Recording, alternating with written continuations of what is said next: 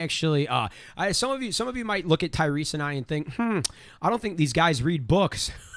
You are dead wrong. We fucking do. You're kind of right, God. but They are.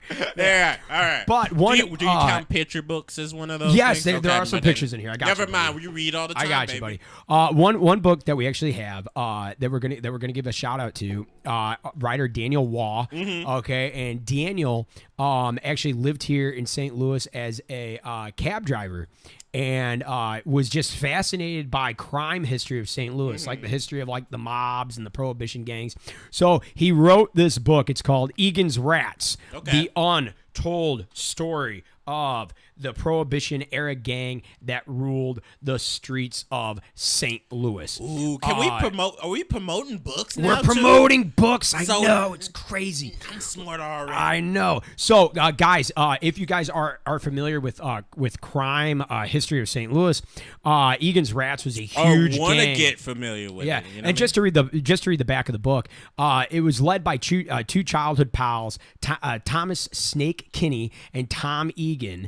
The Egan's Rats emerged from St. Louis's Irish slums. They learned their trade the old-fashioned way via robberies, brawls, burglaries, and shootings. The gang boasted nearly 400 members. Nearly everyone who lived in St. Louis was touched by them in some way or another. Egan's Rats provides a fascinating glimpse into a past that wasn't always idyllic. It was an era in which roving gangs of thugs terrorized voters with impunity, when alcohol was illegal, when a gangster could brag of his power in the newspaper, and when the tendrils of St. Louis crime reached all the way to the White House.